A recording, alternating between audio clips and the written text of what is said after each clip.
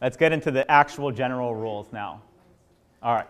Rule number 1, reciprocity compels.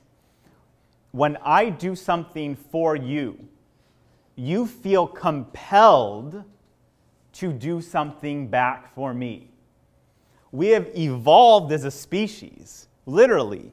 We have evolved through the years as a species because we help each other out. It is part of our evolutionary DNA to feel compelled that when somebody does something for us, we have to do it back for them. Unless you are a total schmuck, when somebody does even the smallest gesture for you, you feel emotionally compelled to want to repay that favor back to them. And I'll give you an example of what we do and how you can leverage this disproportionately in your favor. The interesting thing is that we can all leverage reciprocity disproportionately in our own favor and benefit. I'll explain what I mean. There will often be times that I reach out to people in business that I'm trying to get a deal done with. I'm trying to make something happen. And they're busy, and they don't have time for what I'm talking about, and they don't know who I am, or I or my company is not a priority to them. And so it's hard to get their attention. They don't want to engage in the conversation. They basically blow you off. One of the things I've done for a couple years now is I'll host a dinner for a group of 25 CEOs. Right? We'll go to a restaurant, maybe it's $60 a plate, including food and drinks and everything. And at that dinner, I'll invite 12 people I know pretty well, and I'll invite 12 folks I don't know. And of the folks I don't know, there's probably 1 or 2 people I'm really trying to get something specifically done. And in that environment that I control, in that context and timing that I control, there are all these people that are saying, Doc's so great, Jason's a wonderful person to work with, thank you so much. And in fact, I don't even pay for these dinners.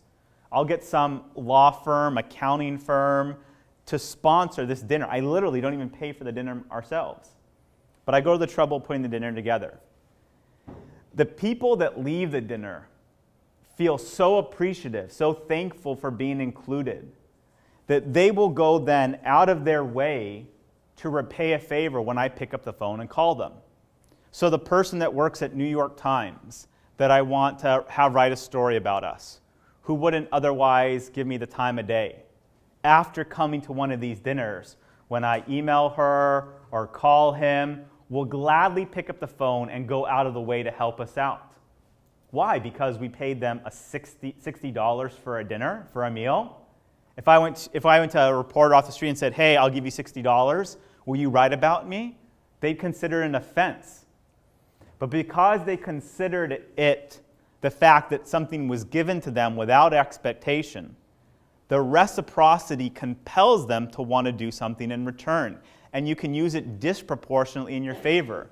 The value I get out of that dinner way outweighs the cost of the value that I put into what somebody got. Somebody got a $60 dinner, but what I can extrapolate and benefit from that is much greater.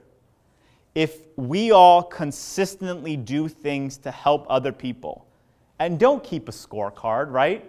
It's not tit for tat. It's not, hey, I did this for you, now you have to do this for me. You just do things to help other people, knowing that at some point it's going to come back to you. You will be able to leverage the fact that those folks that you have helped will want to repay that debt, will consider it a favor, will thank you for giving you the opportunity to help them back in return.